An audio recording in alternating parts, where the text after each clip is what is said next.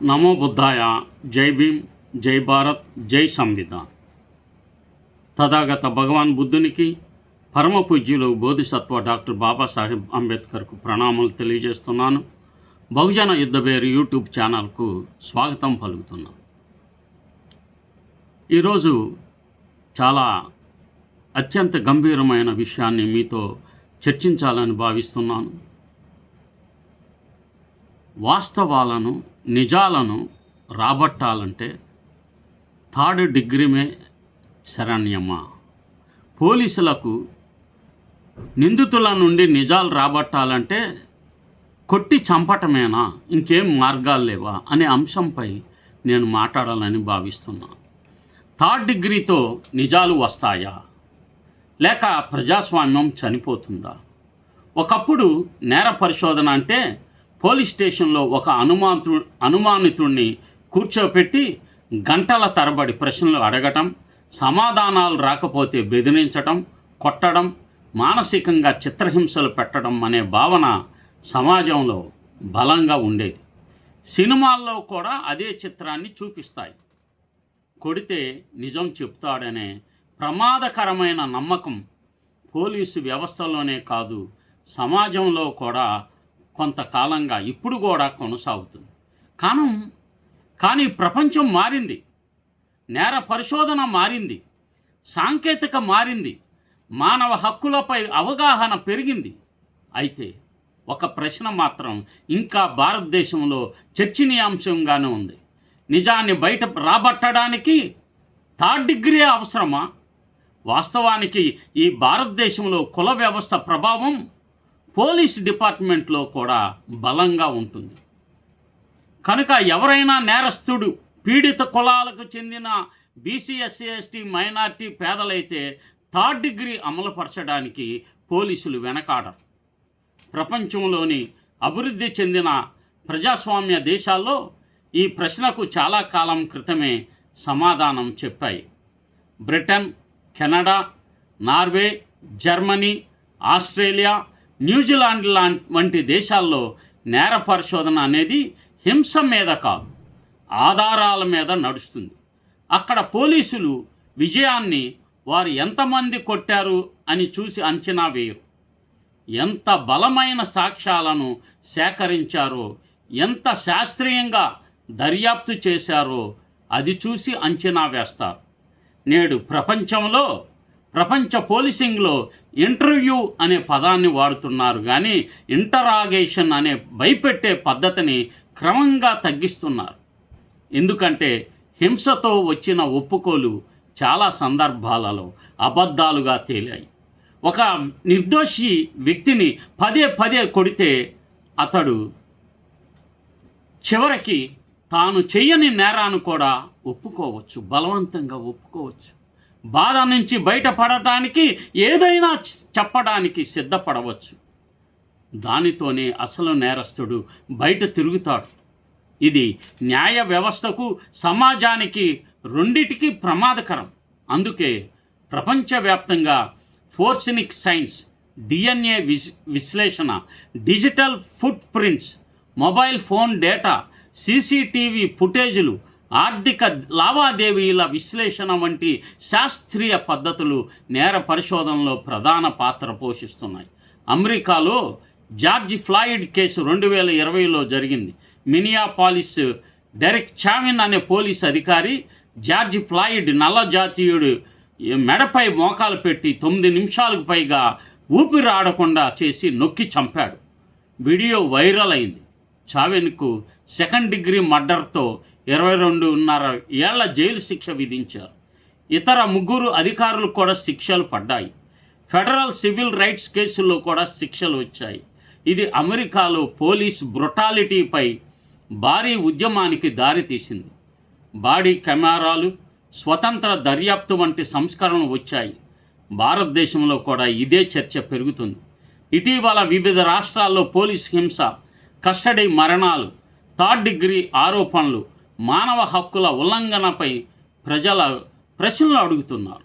ఆంధ్రప్రదేశ్లో కూడా కొన్ని సంఘటనల నేపథ్యంలో పోలీసుల ప్రవర్తన, దర్యాప్తు పద్ధతులు, అధికార దుర్వినియోగంపై విపరీతంగా చర్చ జరుగుతుంది. ఈ సంఘటనలో ఆరోపణలు నిజమా కాదా అనేది కోర్టుల దర్యాప్తు సంస్థలు నిర్ణయించాలి. కానీ ప్రజలు అడుగుతున్న ప్రశ్న మాత్రం వేరే.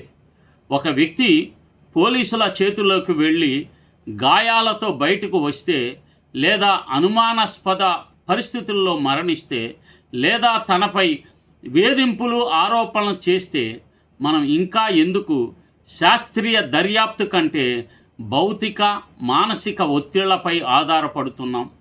ఇక్కడ మరొక ముఖ్యమైన అంశం ఉంది. పోలీసులపై కూడా అన్యాయం జరుగుతుంది. రాజకీయ ప్రభుత్వాలు మారుతుంటాయి, అధికారులు మారుతుంటారు.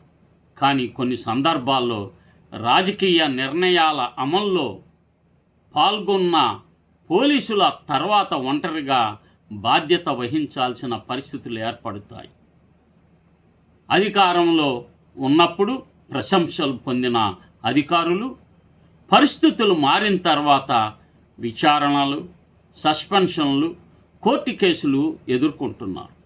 అందుకే ఒక నిజాయితీ గల పోలీస్ అధికారి తన విధేయతను రాజకీయ అధికారానికి కాకుండా రాజ్యాంగానికి చూపాలి.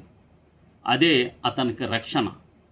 డాక్టర్ బాబాసాహెబ్ అంబేద్కర్ రూపొందించిన రాజ్యాంగం ప్రభుత్వ ఉద్యోగులను ఏ వ్యక్తికి బానిసలుగా మార్చలేదు. వారు చట్టానికి, రాజ్యాంగానికి విధేయులుగా ఉండాలని రాజ్యాంగం నిర్దేశించింది. ఒక పోలీస్ అధికారి గొప్పతనం అతని చేతిలోని లాఠీలో ఉండదు, అతని మనస్సాక్షిలో ఉంటుంది, అతని నిజాయితీలో ఉంటుంది, అతని దర్యాప్తు నైపుణ్యంలో ఉంటుంది. నేడు ప్రపంచం టార్చర్ పోలీసింగ్ నుండి ఎవిడెన్స్ బేస్డ్ పోలీసింగ్ వైపుకు నడుస్తుంది. మనం కూడా అదే దిశగా నడవాల్సిన సమయం వచ్చింది. ఎందుకంటే ఒక ప్రజాస్వామ్యంలో నిజాన్ని రాబట్టడానికి హింస అవసరం లేదు. శాస్త్రీయ దర్యాప్తు, సాంకేతిక పరిజ్ఞానం, చట్టబద్ధమైన విచారణ మరియు రాజ్యాంగ విలువల పట్ల నిబద్ధత చాలు. పోలీసులు అసలు శక్తి భయపెట్టడంలో కాదు, సత్యాన్ని చట్టబద్ధంగా నిరూపించడంలో ఉంది. లాఠీ తాత్కాలికంగా భయాన్ని సృష్టించవచ్చు, కానీ న్యాయం మాత్రమే శాశ్వతమైన విశ్వాసాన్ని నిర్మిస్తుంది. భారతదేశంలో పోలీసు హింస ప్రపంచవ్యాప్త సమస్య, ముఖ్యంగా ఆంధ్రప్రదేశ్లో దుర్మార్గం. పోలీసు వ్యవస్థ రక్షణ కోసం ఉనికిలో ఉంది, కానీ ప్రపంచవ్యాప్తంగా అనేక దేశాల్లో ఆ రక్షకులే హింసాకాండకు పాల్పడుతున్నారు. మన దేశంలో, ముఖ్యంగా ఆంధ్రప్రదేశ్లో ఇటీవల జరిగిన సంఘటనలు ఈ సమస్య ఎంత లోతుగా పాతుకుపోయిందో చూపిస్తున్నాయి. థర్డ్ డిగ్రీ టార్చర్, కస్టడీ మరణాలు, శవాలు మాయం, ఇవి మన దేశంలో సాధారణమవుతున్నాయి. ప్రపంచంలోని అభివృద్ధి చెందిన దేశాలు ఎలా వ్యవహరిస్తున్నాయో పోల్చి చూసి ఈ సమస్య తీవ్రత మరింతగా అర్థమవుతుంది. ఆంధ్రప్రదేశ్లో ఇటీవల ఘోర సంఘటనలు.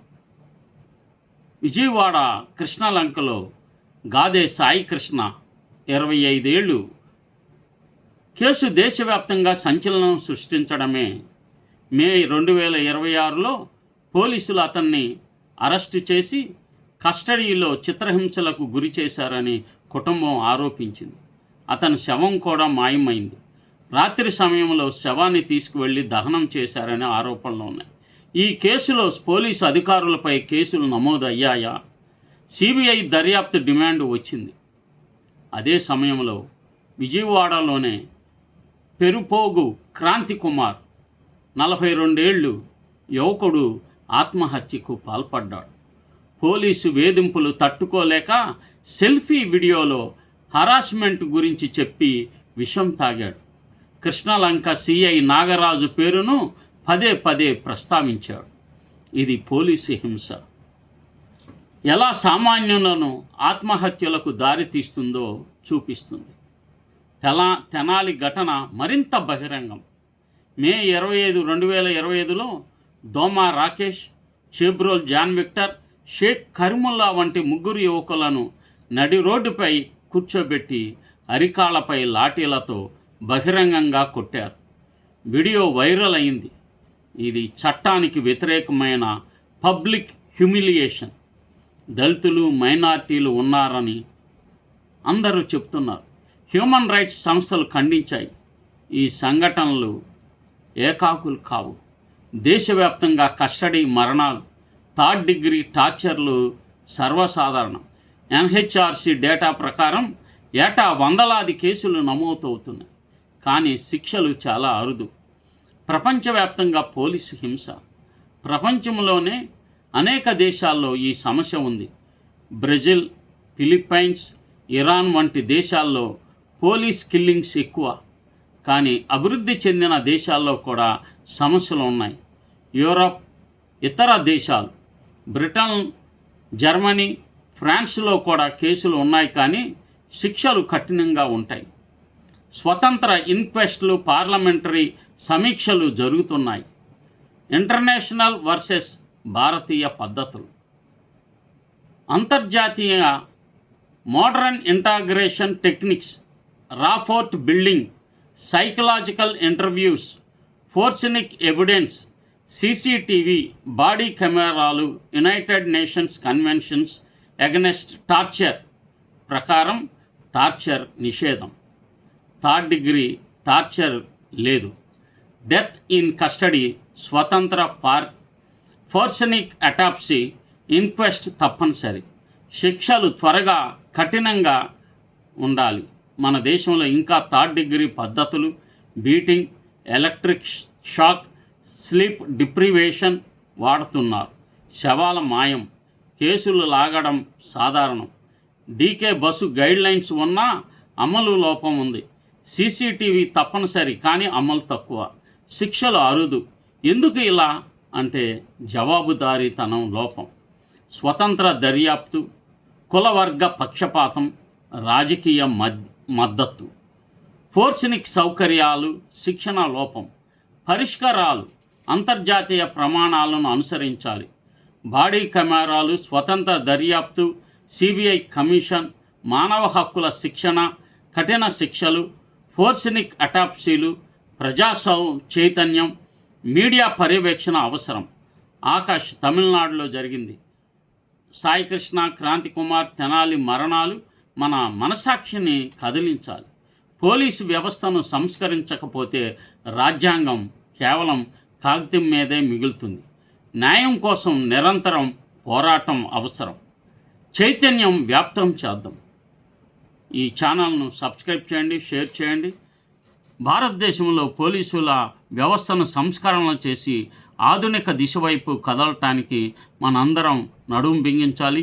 ఇది ఒక సామాజిక ఉద్యమం కింద ప్రచారం చేయాలని భావిస్తూ నమో బుద్ధాయ. జై భీమ్, జై భారత్, జై సంవిధాన్.